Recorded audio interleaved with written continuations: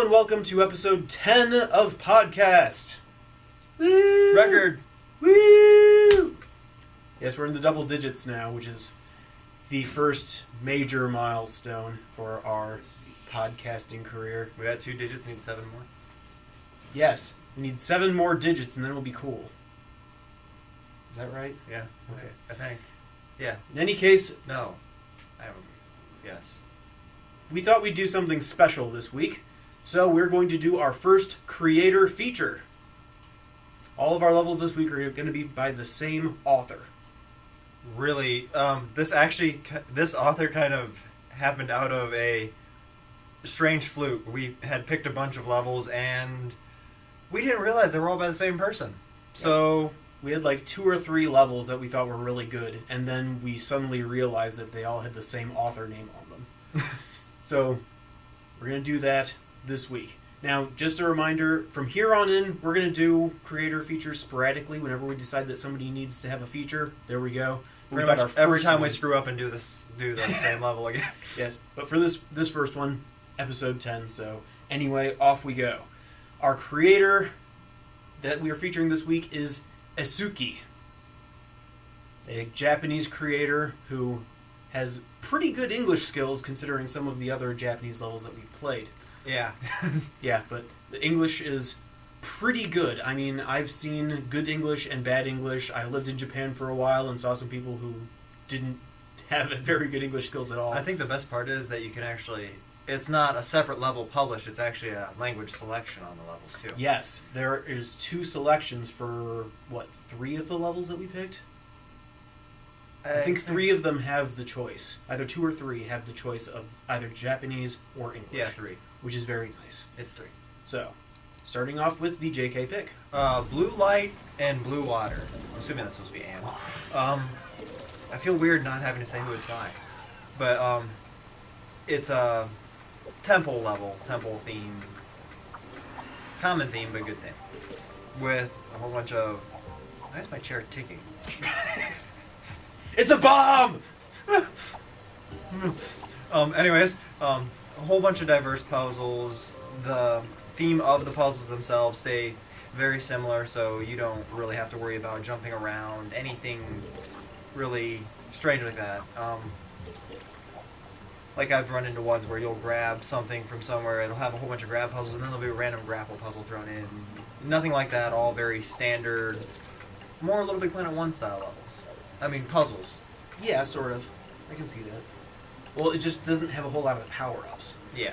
Does it even use power-ups? Jetpack. Ah, the jetpack. But that's in Little Big Planet 1.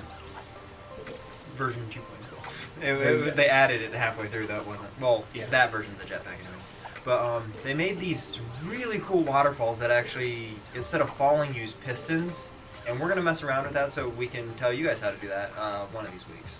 Not sure when, but it's definitely a really neat effect, and it keeps from having to emit a whole bunch of them. Should we give them the synopsis of how it works? Well, we said piston-based, so... Well, I just want to explain it. So, really basically, the way it works is by moving the water down and then using a flipper piston to push it back up immediately to the top and then having it start coming back down again. So it looks like it just keeps falling down because of the texture matching up, but it's actually just going down and then hopping back up and moving back down. Only noticed this because one was slightly off. Yeah, but it's very, very clever. That's a very good way to do something that looks really great without adding a whole bunch of complexity. Anyways, back to the level. They avoided infinite checkpoints, which, while a lot of people do like those, it takes a lot of the challenge away from the level if you know, oh, I screwed up, oh, I screwed up, oh, I screwed up. This one, you have to try. You don't have that ability to screw around. And they place the proper checkpoints. At harder spots, you get the double life checkpoint. At easier spots, you get the regular checkpoint. So, I mean, that worked really well. A few problems, though. There's one area where it just takes a long time to get down because you're falling and these things are going off to the side and you just want to go down at a certain rate. And after that, there's a jumping trap that's a bit harder than that fall down. Quite a bit harder. That fall down is probably the easiest part of the level. But it just takes so long and there's no checkpoint between those two. So if you die on the thing, you got to go back through that, and it's just tedious. It's a patience issue more than anything. And then very, very minor problem at the beginning. There's a spot where you have to go to the back layer from the front, and if you don't go all the way back, you could fall into a hole that they have there. So it's just having to hop back 2 layers that could probably be fixed. I mean, even if it was just a fix that made it so you can't fall down. But Yeah. that's a very simple. They just forgot a wall. Yeah, it's not a huge deal by any means. This week for the Durman pick. This week is Project Ninja, the Co-op Zero. This level is a ninja game where you have all the ninja abilities that you would expect. You have throwing darts, you have sword, you can run up walls, you can dash, all this cool stuff. If you play single player, then you have a selection of 2 characters to play as, and each one has slightly different abilities. One of them's a pink ninja, and the other one's blue, I believe. Black. Yeah. Dark ninja. Male, female. A male ninja and a female ninja. And if you play 2 player, of course, you have... It auto selects, second player gets the pink ninja. Yeah. So... Male ninja has better moves, in my opinion. Slightly. It's sort of a matter of taste. I mean, if you like to fight up close, then the pink ninja is better. If you like to have a little bit more range and some distance, then you use the blue ninja. But in any event, the controls are extremely tight. You have very quick dashing controls. You can just hold the dash button when you are going towards a wall and you can start running up it. The aiming reticule for the darts is very quick. The controls are very well laid out. All of that is very nice. The stealth kills are one of the coolest features of this level. You have a sort of Metal Gear Solid mini-map type view for the bad guys. Like they have a little hologram that's emitting that is off of them, so it shows you where they're looking. So as long as you stay out of that, they can't see you. So when they're looking away from you, you can hop up, press triangle, and as long as you're close enough, it initiates a stealth kill. The screen goes dark.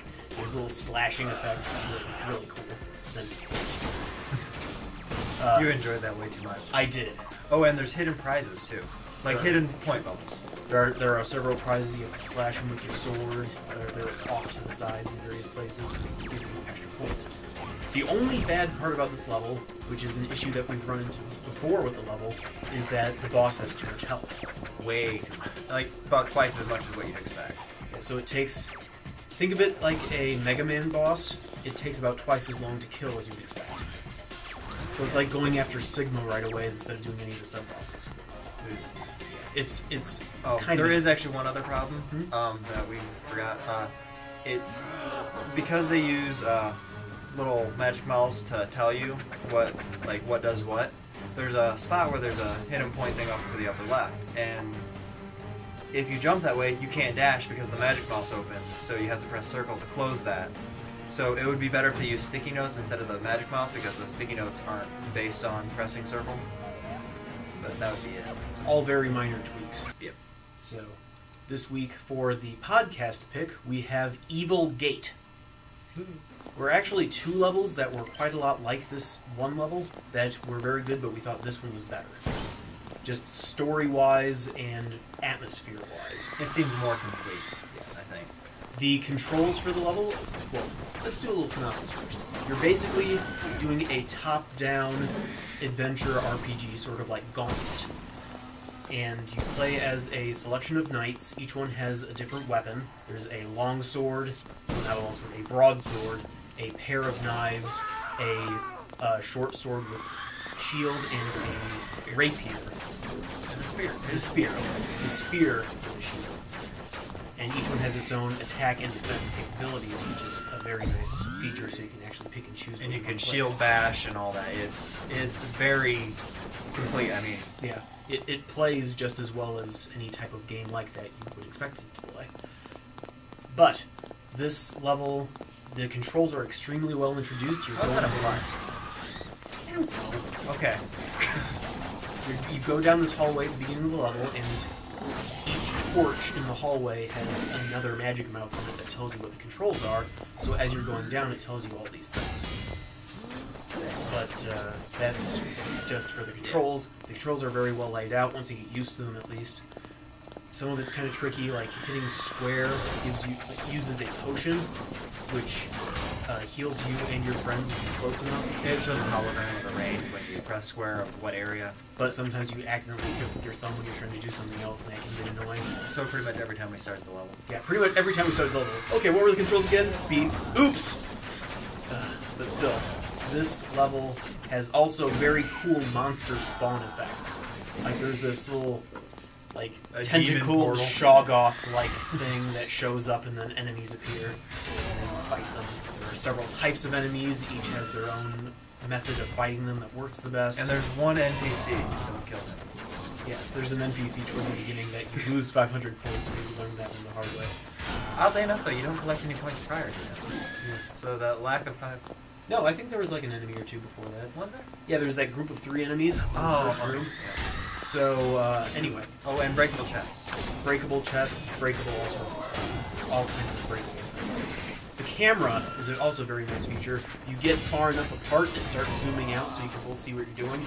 That's very easily done in the world options in the tools.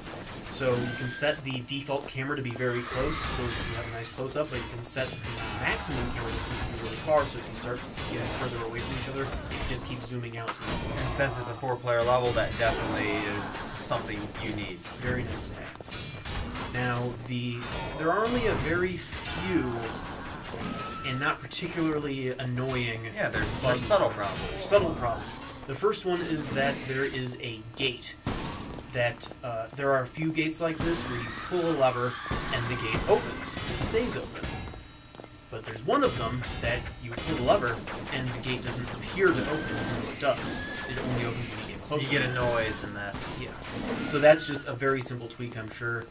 Also, the boss at the very end has a very obvious hitbox. It's just red red hologram on top of it that kind of looks bad.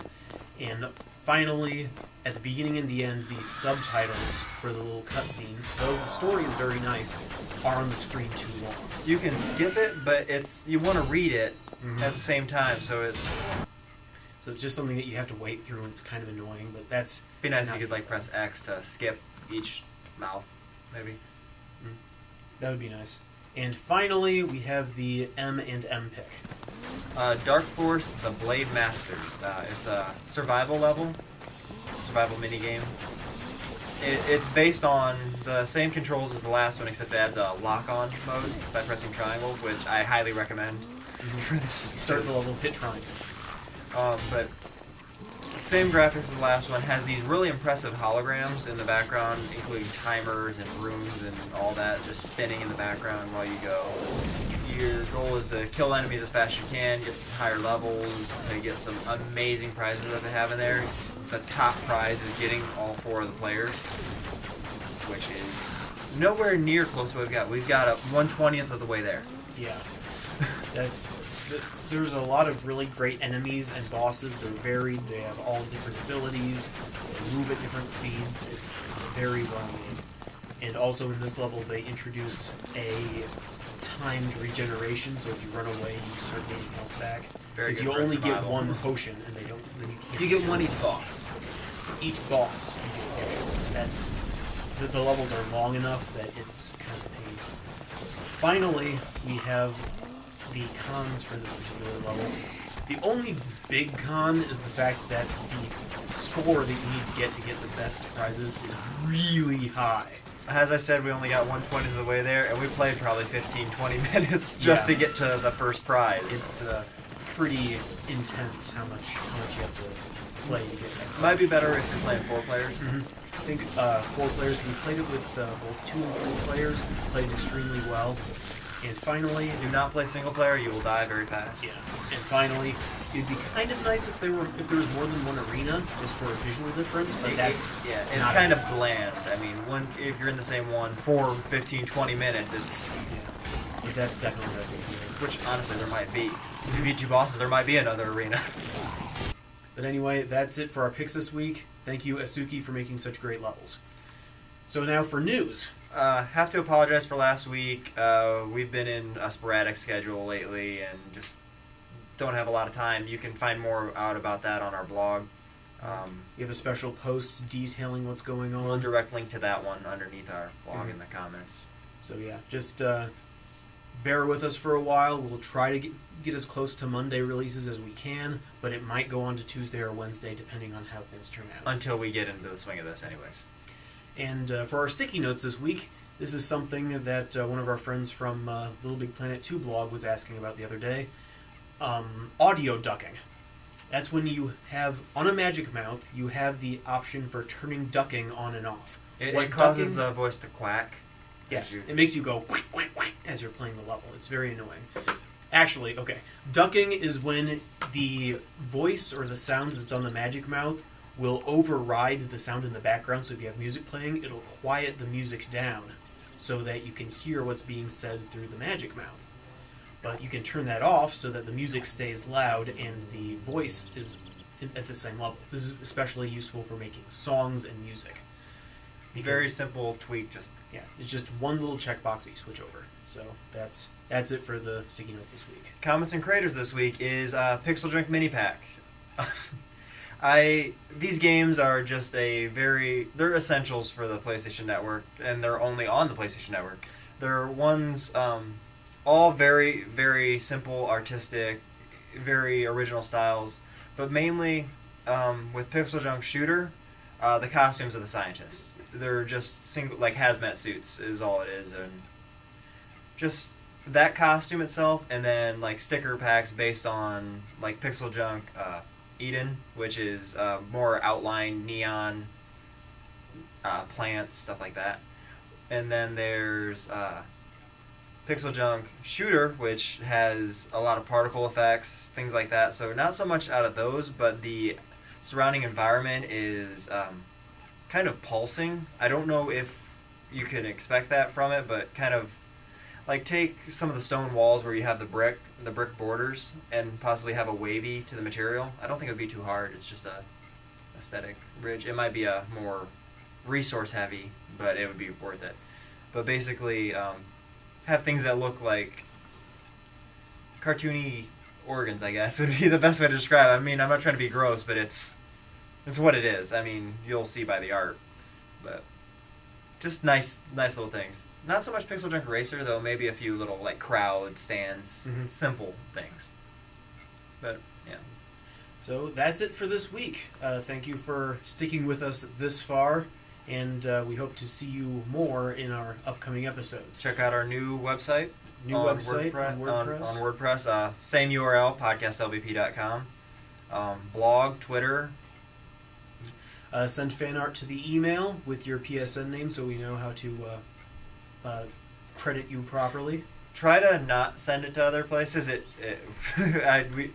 We got one, and I don't think we're going to show it since... Yeah, but in any event, send level links to Twitter via lbp.me links, and we will play them as soon as possible. You can send those to our YouTube. We got a question about that last week. You can post it on our YouTube or email it to us. Doesn't matter. We'll play it. But we just like Twitter better because then we see it faster. Yeah. So, anyway, thank you very much for watching, and we will see you again next week. Goodbye.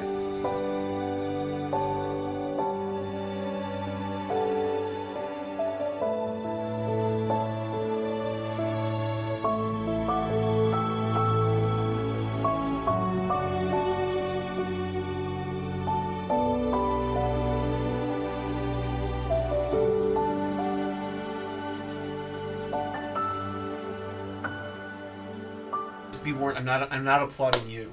But I'm hilarious. You suck too hard for me to applaud you.